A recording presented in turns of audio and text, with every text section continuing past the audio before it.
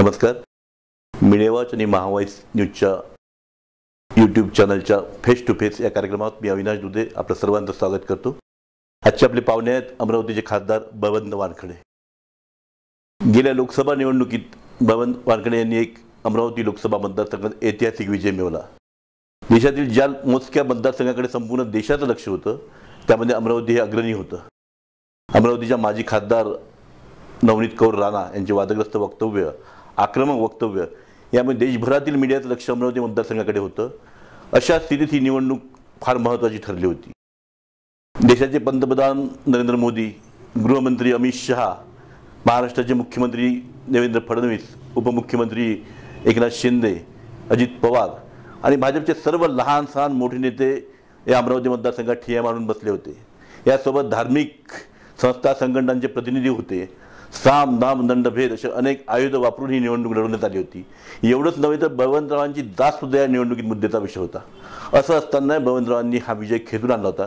बळवंतराव, ही निवडणूक एका अर्थानं खऱ्या अर्थानं ऐतिहासिक निवडणूक होती. या निवडणुकीच्या तुमच्यासाठी काय आठवणी आहेत? मी खरं तर या निवडणुकीकडे असं पाहिलं की ही जी निवडणूक होती ही देश पातळीवरच्या प्रश्नासाठी खऱ्या अर्थाने निवडणूक होती.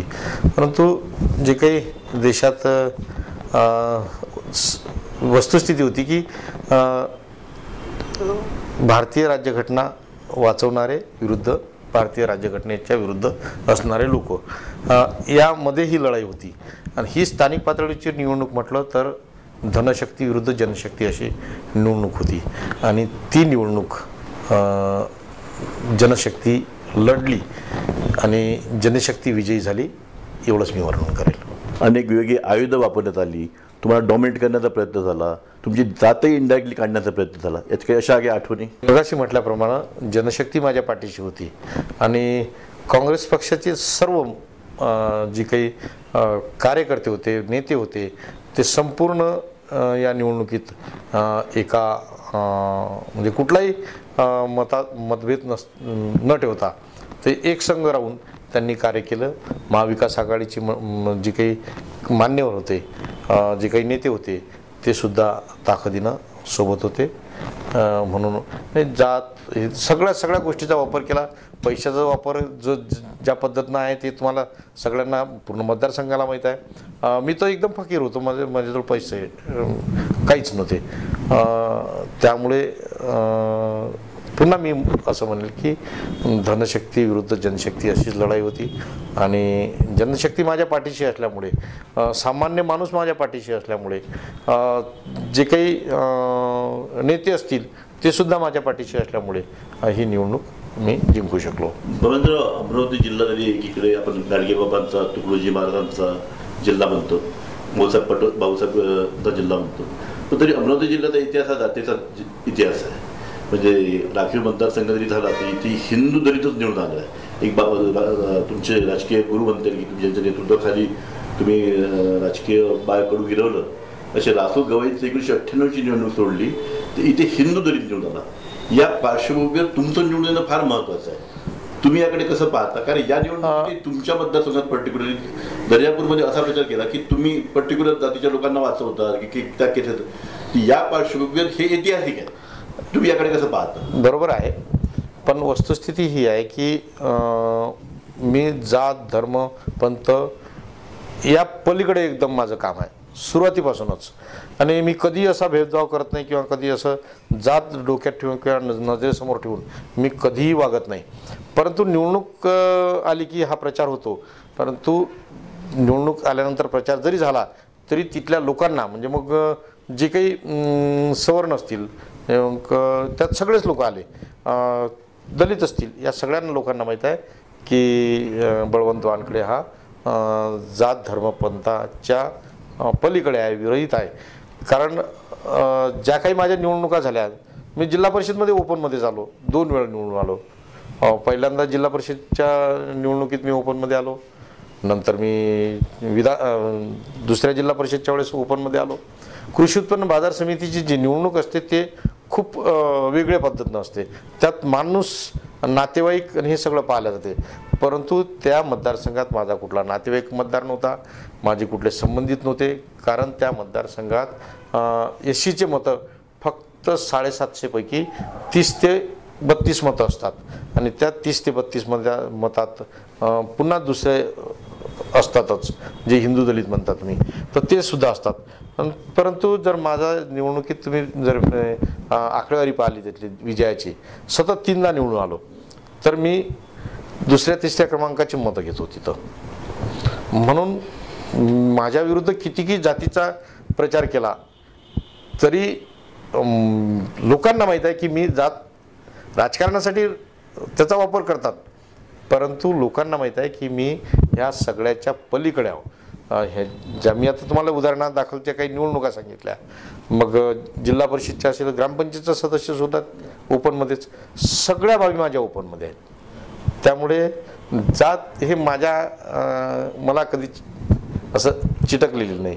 आणि त्या पद्धतीनंच ही सुद्धा लोकसभेची निवडणूक झाली आणि लोकसभेच्या निवडणुकीत सुद्धा प्रचारादरम्यान खूप मुद्दे निघाले. प्रचारादरम्यान सांगितलं गेलं की म्हणजे जे महाराष्ट्र शासनानं किंवा शासकीय रंग असते टाक्यांना, तो टाक्यांना निळा रंग त्या म्हणजे तो पॅटर्न ठरलेला आहे. त्याचं वैज्ञानिक कारण असं आहे की ते निळ्या रंगाचे असले म्हणजे ते पाणी थंड राहते, त्याला कीटक लागत नाही. परंतु लोकांनी असा प्रचार केला की बळवंत वानखेडेंनी निळा रंग दिला टाक्यांना किंवा त्यांचेच कामं केले, समाजाचेच कामं केले. पण वस्तुस्थिती अशी आहे की तो शासनाचा कलर होता, तो शासनाचा कलर लावला. कामाच्या बाबतीत म्हटलं तर अनेक लोक सकाळी तुम्ही जर पाहिलं तर अनेक धर्माचे लोक, अनेक जातीचे लोक माझ्याकडे येतात आणि काम करून जातात. मी कधी जात म्हणून किंवा धर्म म्हणून लोकांकडे पाहत नाही, तसंही पाहत नाही. म्हणजे सार्वजनिक जीवनात जगत असताना, राजकारणाचं सोडा, पण सार्वजनिक जीवनात जगत असतानाही मी जात म्हणून कोणाकडे पाहत नाही. माझ्या स्वतःसोबत असलेला कितीतरी दिवस किंवा कितीतरी वर्ष मला माहीत नसते की हा या जातीचा आहे किंवा हा याचा आहे म्हणून. मग या निवडणुकीमध्ये तुमच्या पक्षाचे नेते तर हिरेरीला उतरले होतेच, तर आमदार बच्चू कडू असेल, अगदी तुमच्या ज्याला विरोधी पक्ष नेते म्हणून अशी लोक होती, म्हणजे संजय खोडके होते, भाजपची काही मंडळी तुमच्यासाठी अप्रत्यक्षपणे कामे. याकडे तुम्ही कसं पाहता, हे कसं साध्य केलं? कारण अनेकदा अध्यापक आम्ही पाहत होतो की तुमच्या पक्षाच्या नेत्यांनी दोर लावला, नो डाऊट, पण विरोधी पक्ष नेत्यांनी बळवंत वानखेडे निवडून यावे यासाठी प्रयत्न केले. हे कसं काय झालं? नाही, प्रत्येकालाच वाटत होतं, इथल्या प्रत्येक राजकीय व्यक्तींना असं वाटत होतं की हे काही जो चेहरा आहे बळवंत वानखेडेचा चेहरा एक सालस, एक नम्र किंवा सर्वांना घेऊन चालणारा असा एक चेहरा आहेच. पण जे काही या मतदारसंघाची परंपरा, हे मतदारसंघाचं जे वैभव आहे, मग राष्ट्रसंत तुकडोजी महाराज असतील, गाडगे महाराज असतील, भाऊसाहेब पंजाबराव देशमुख असतील, असा एक वेगळं खऱ्या अर्थानं या मतदारसंघाचं नाव आहे. दादासाहेब गवळींनी सुद्धा या मतदारसंघाचं प्रतिनिधित्व केलं, भाऊसाहेब पंजाबराव देशमुखांनी या मतदारसंघाचं प्रतिनिधित्व केलं. अशा परिस्थितीत जे काही मागील खासदार होते, त्या खासदारांकडून जे काही वक्तव्य आले असतील, जे काही त्यांचं वागणं असेल किंवा जे काही लोकांमध्ये मिसळून जे काही बाबी असतील, ह्या सगळ्या त्यांना चुकीच्या वाटत होत्या. सर्व मतदारसंघाला ते कुठंतरी चुकीचं वाटत होतं. म्हणून ही मंडळीसुद्धा माझ्या पाठीशी होती आणि त्यामुळेच खरं सगळं हे आता वर्ष होते. पण तुमच्या निवडीचं श्रेय द्यायचं असेल तुम्ही कोणाकोणाला द्या? निवडणुकीचं श्रेय तर पक्षाच्या जे मुख्य नेते आहेत, म्हणजे स्थानिक समजा असेल किंवा महाराष्ट्राचं नेतृत्व आहे, यशोमतीताई ठाकूर असतील, बबलू देशमुख असेल, वीरेंद्र भाऊ जगताप, नंतर सुनील भाऊ देशमुख, बबलू शेखावत, विलासभाऊ इंगोले, ही मंडळी आहेच. पण जे काही महाविकास आघाडीची मंडळी आहेत, गुळेसाहेब आहेत किंवा अन्य लोक आहेत, आता नाव खूप घेता येईल, मग अजून पुन्हा नाव सुटलं तर मग तो एक हे माझ्यावर थोडं हे होईल. म्हणून नाव खूप आहेत, पण महाविकास आघाडीचे नेतेसुद्धा यामध्ये चांगल्या पद्धतीनं माझ्या विजयासाठी सहभागी होते.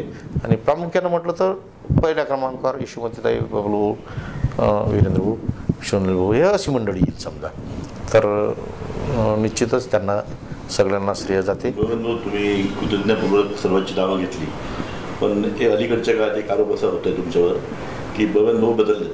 बबन भाऊ यशोमती ठाकूर यांच्यापासून जरा दूर दूर राहणं सुरू केलं, असा आरोप तुमच्यावर होतो. काय खरं आहे?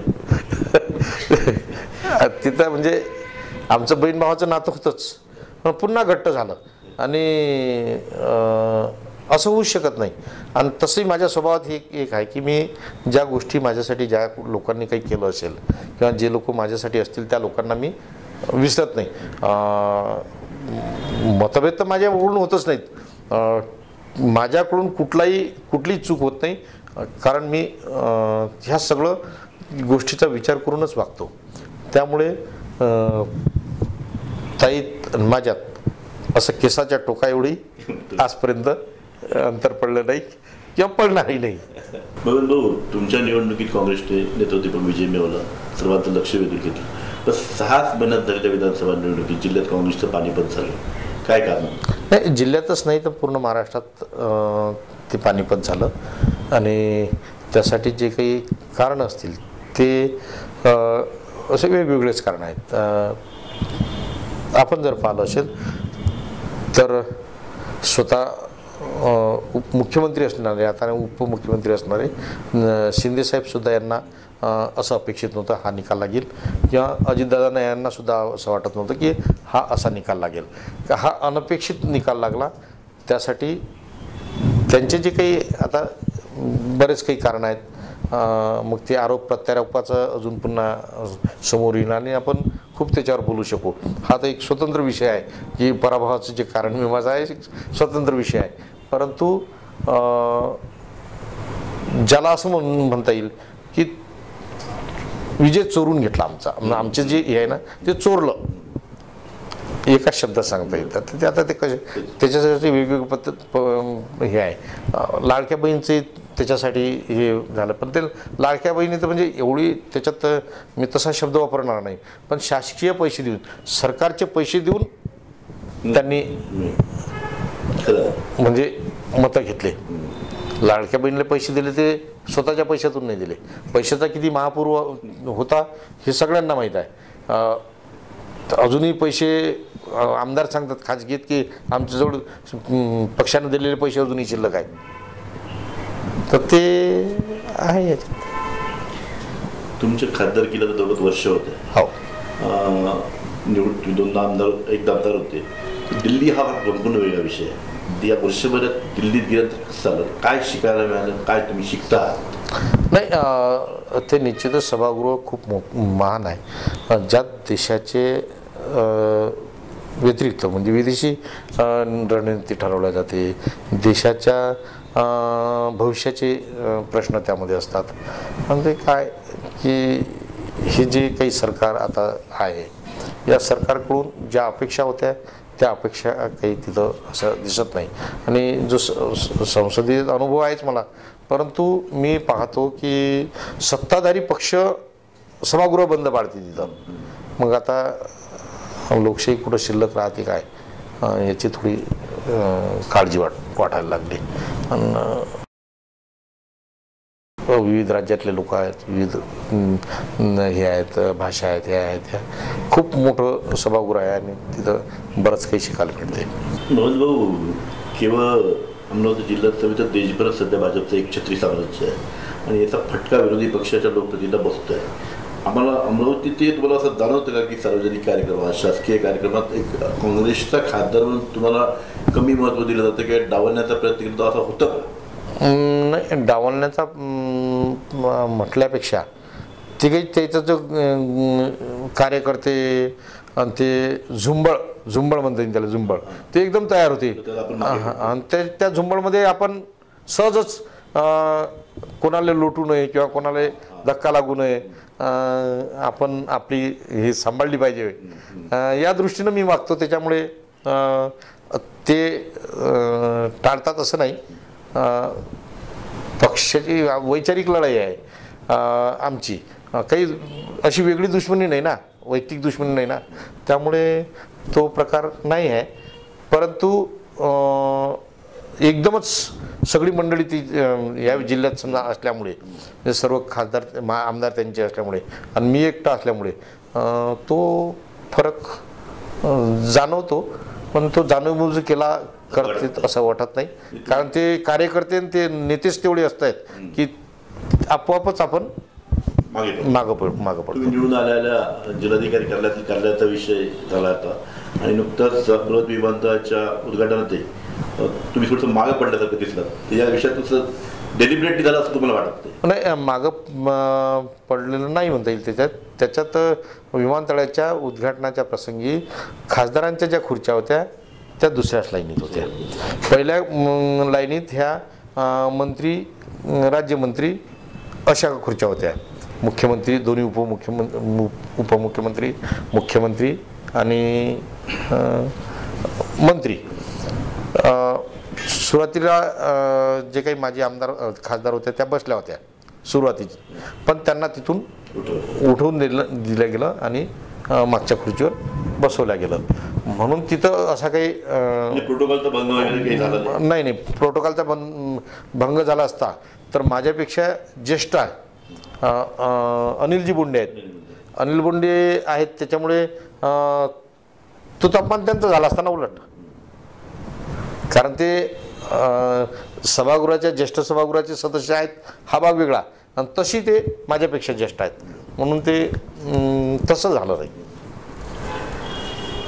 नरेंद्र भाऊ, जसं मी सुरुवातीला म्हटलं की जिल्ह्यात काँग्रेसचा एकही लोक जीवला नाही. तुम्ही लोकसभेचे सदस्य आहात आणि निवडून आलेल्या प्रतिनिधिक महत्त्व असते. तुमच्या जिल्ह्याचे दिग्गज नेते म्हणजे यशोमतीताई, वीरेंद्र भाऊ, सुनील भाऊ, बबलू भाऊ सगळे पराभूत झाले. अशा पुढे तुमच्यावर आता एक मोठी जबाबदारी आहे, म्हणजे पक्ष संघटना म्हणणे तर जिल्ह्यातले काँग्रेसची स्थिती आणि तुम्ही एकमेव आता लोकप्रतिनिधी म्हणता येईल असं, याकडे तुम्ही कसं पाहता आणि पक्ष संघटना मजबूत करण्यासाठी काय? हे खरोखरच माझ्यासाठी आव्हान आहे आणि त्या दृष्टीनं जे काही आमचे जे काही यशोमतीताई असतील पक्षश्रेष्ठी त्या नेहमी सातत्यानं या गोष्टीची जाणीव करून देतात. बबलू असतील, वीरेंद्र भाऊ असतील, सुनील भाऊ, आम्ही सगळे बसून याच्यावर चर्चा करतोच आणि ते कसं आता आपण उभारी घेऊ, कसं सांभाळू या संदर्भात माझ्यासोबत ते बोलून त्या पद्धतीनं आमची वाटचाल आहे आणि निश्चितच आम्ही चांगलं काम करतोय. एकटा जरी असेल तरी चांगलं काम करतो आणि लोकांकडून तेवढाच प्रतिसाद चांगला आहे. जे काही पक्षाचे वरिष्ठ आहेत, मान्यवर आहेत, ते सांभाळून मला जे योग्य काही माझ्याकडून जे काही हे करायचं आहे, अपेक्षित आहे त्यांना ते करून घेतात. म्हणून लोकांच्या खासदाराकडून खूप अपेक्षा असतात. अनेकांना कल्पना नसते की खासदारला एक मर्यादा आहे. म्हणजे दिल्लीत जरी तो खासदार असला तरी तर तिथल्या अनेक नियम तरी तुम्हाला 5 वर्षात किमान 2-4 गोष्टी आपण केल्या पाहिजे ज्या आवर्जून लावून धरल्या पाहिजे असं वाटतं. तुमची काय कन्सेप्ट आहे? नाही, अपेक्षा खूप लोकांच्या आहेत आणि लोकांच्या तर अपेक्षा एवढ्याच राहतात की नाल्यान रस्त्या, ते वास्तविकता ते नाही असं. कारण निधी जो आहे, निधी हा आमदाराला 5 कोटी आणि मला 5 कोटी, म्हणजे एका खासदाराला ही एवढी मोठी तफावत आहे. पुन्हा राज्य सरकारचे वेगवेगळे हेड आहेत, त्या हेडमधून पैसे आमदार आणू शकतात. मला तिथं कुठलाही हेड नाही असा.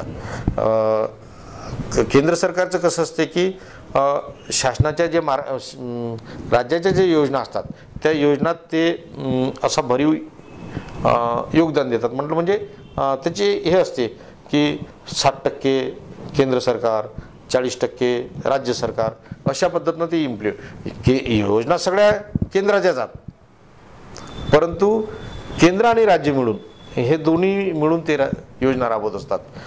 त्यामुळे प्रत्यक्षात पैसे जरी देत असतील तरी ते अप्रत्यक्ष राज्य त्या योजनेची अंमलबजावणी करते. म्हणून हे आहेत आव्हानं, पण तरी पण जे काही मला शक्य होते ते मी करण्याचा प्रयत्न करत असतो आणि त्या गोष्टी मी मार्गी लावतो.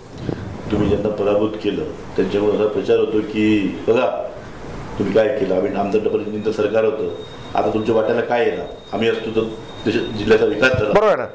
मागच्या वेळेस त्यांचं सरकार होतं, त्या खासदार होत्या, काँग्रेस राष्ट्रवादी काँग्रेसकडून निवडून गेल्यानंतर 1-2 महिन्यातच त्या भाजपकडे गेल्या.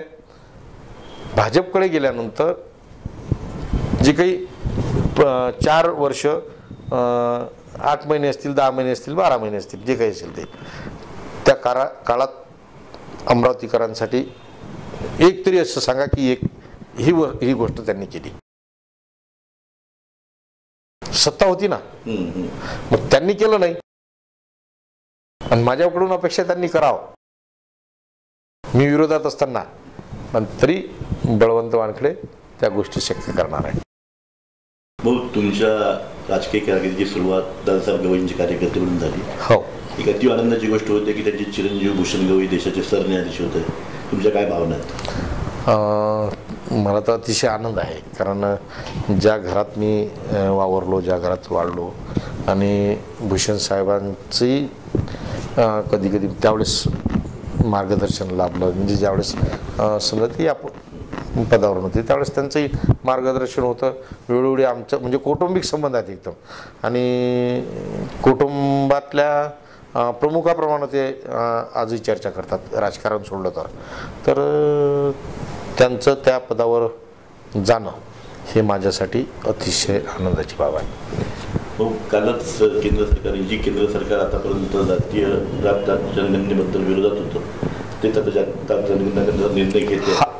याकडे हे कसं काय दादा, याकडे कसं पाहत होतं? हा काँग्रेसचा विजय आहे, हा राहुल गांधीचा विजय आहे.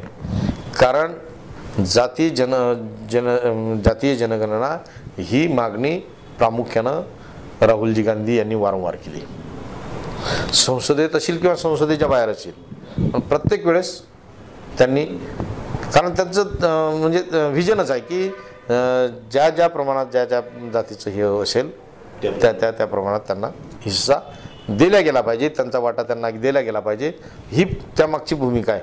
जाती गणना म्हणजे काही फक्त कागदावर नाही पाहिजे.